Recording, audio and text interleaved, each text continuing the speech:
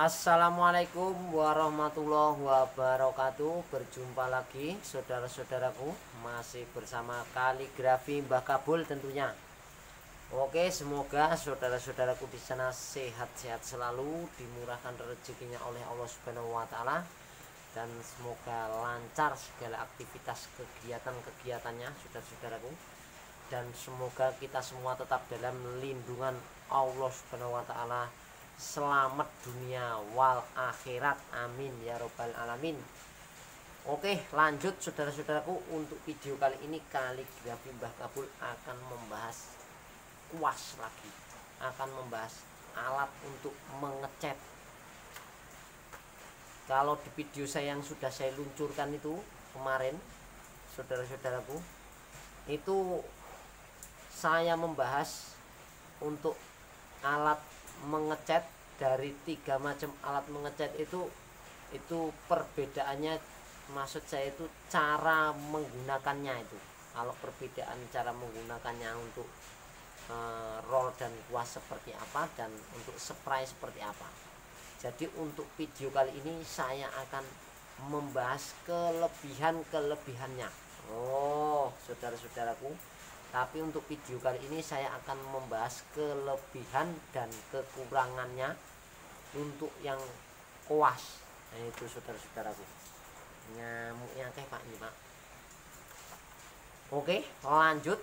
Untuk itu ini lumayan menarik saudara-saudaraku. Waduh, melintih saya. Ikuti terus video dari Kaligrafi Mbah Kabul. Oke, lanjut saudara-saudaraku, jangan di skip sampai habis saudara-saudaraku. Ini sangat lumayan menarik ini kalau kelebihan dan kekurangannya dari kuas ini. Jadi kelebihan-kelebihannya untuk dari kuas ini saudara-saudaraku, ini yang pertama, kelebihan dari kuas. Oh, saya sudah sediakan kuasnya. Ini di ember saya ini kuas semua ini saudara-saudaraku, dari yang kecil sampai yang babon ada semua. Oh saudara-saudaraku, ini kuas semua, dari yang bujel sampai yang masih panjang bulunya ada. Oke, lanjut. Kelebihannya dari kuas ini yang pertama yaitu harganya murah saudara-saudaraku. Ini ekonomis alias ramah di kantong. Oh, ini yang utama ini saudara-saudara. Kelebihan yang pertama ini ekonomis, ramah di kantong, dan mudah dicari. Jadi kalau untuk kuas ini sendiri, kita mau nyari kuas itu saudara-saudaraku, nggak usah jauh-jauh. Kadang kan di warung di toko-toko bangunan yang di pelosok-pelosok ini kalau kuas ini insya Allah ada. Meskipun toko bangunannya kecil, kadang campur-campur toko segala macam, ada jual-jual toko bangunan sedikit-sedikit, itu ini mesti menyediakan kuas ini saudara-saudara. Jadi nggak usah khawatir kalau untuk kuas ini tersedia di mana-mana. Harganya juga sangat-sangat terjangkau. Ada yang cuman harganya 2.000, 3.000, sampai harganya kalau yang biasa saya pakai ini yang agak besar ini harganya 25.000. Nah kuas yang biasa saya pakai ini kuasnya agak lumayan tebal. Jadi ini buntu ini saudara-saudaraku, ini tidak ada tengah-tengahnya. Itu tengah-tengahnya sangat tipis sekali. Ini kuas yang saya pakai ini mereknya Kokon. Jadi ini sudah termasuk kualitasnya, kualitas yang premium. Ini Kokon ini termasuk kualitasnya bagus. Ini harganya aja cuman 20.000, paling sampai 25.000-an lah. Itu sudah termasuk premium kualitasnya. Nah ini satu, harganya murah dan mudah dicari.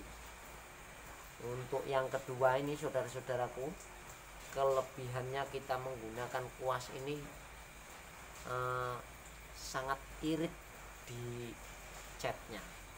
Jadi kalau kita mengecat menggunakan kuas ini irit tuh. Kalau menurut pengalaman saya, dibandingkan alat-alat yang lainnya itu jauh sangat irit kalau kita menggunakan kuas ini sangat irit sekali itu kalau kita menggunakan kuas itu untuk kelebihannya yang kedua. Nah, untuk kelebihannya yang ketiga, saudara-saudaraku, kuas ini kalau kita menggunakan kuas itu dia mudah untuk menjangkau di tempat-tempat yang ojo ning kene cing mejoku sebentar saudara-saudaraku, mejonya bodak. Mungkin saya lompat tadi.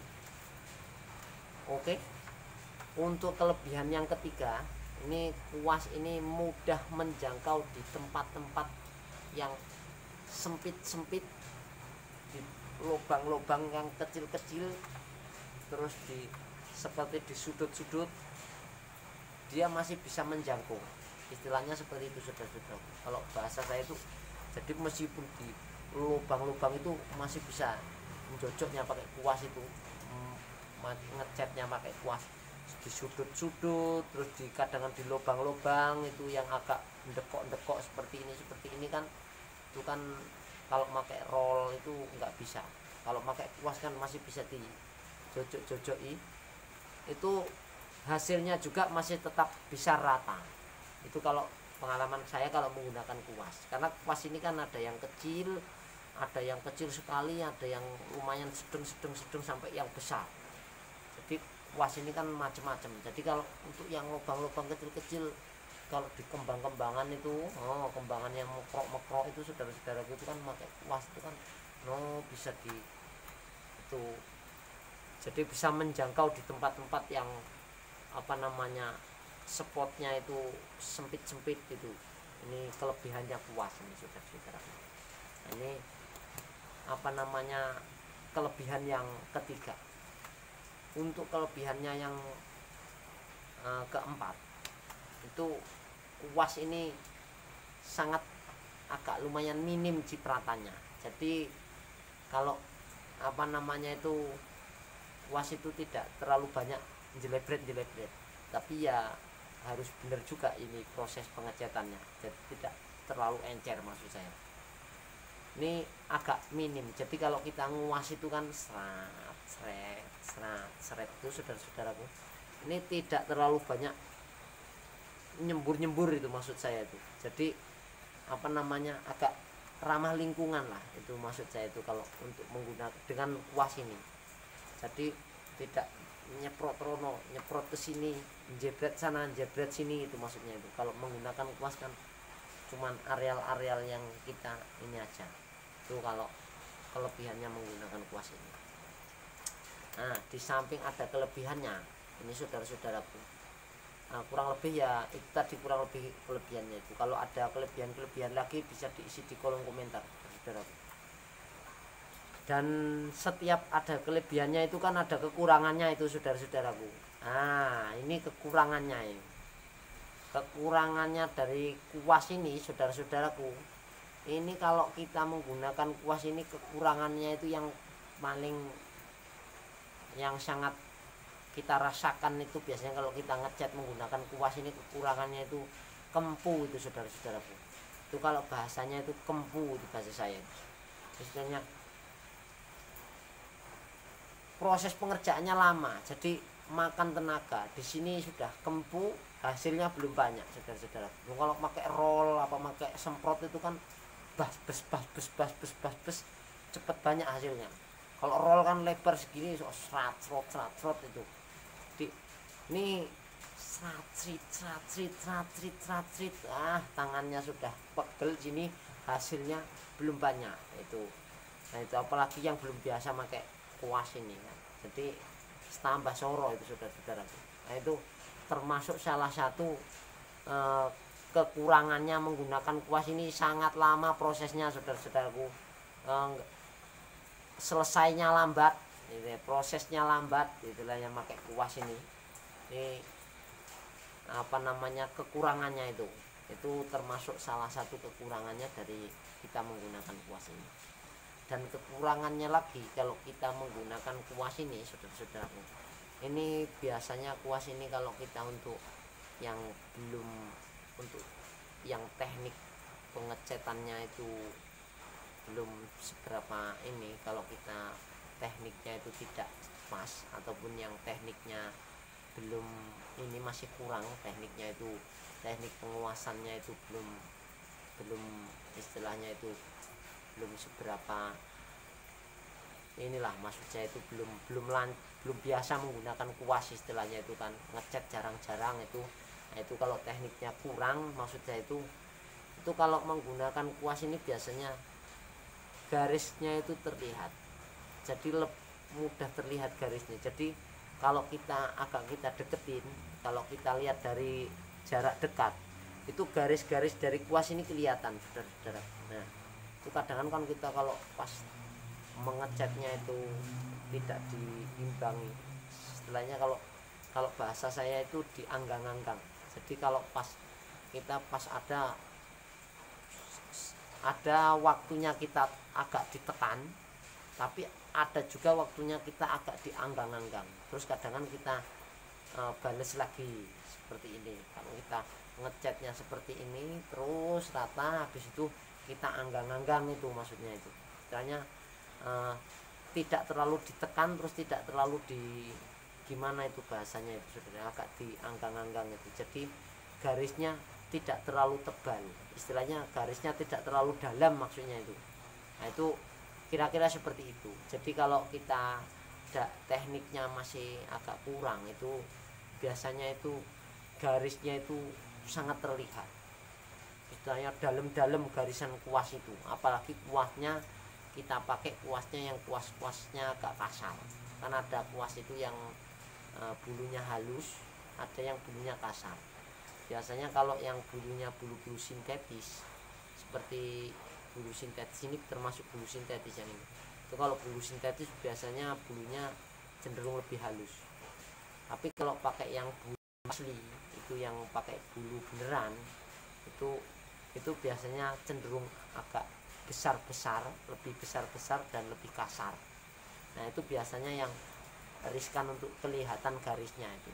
Apalagi catnya itu agak terlalu kental, itu kurang air itu. Kita kasih air sedikit-sedikit, tapi tidak boleh juga terlalu encer. Kalau encer akibatnya seperti yang di video saya kemarin saya utarakan itu, kalau terlalu encer nanti deler-deler. Jadi harus pas-pas, sedang-sedang saja, itu tidak terlalu kental.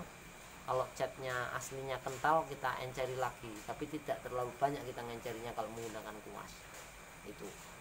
Jadi itu termasuk salah satu kekurangannya menggunakan kuas. Jadi kalau kita deket itu kadang suka bergaris-garis, saudara-saudaraku. Nah, ada kelihatan garis-garis bekas kuasnya itu kalau kita menggunakan kuas.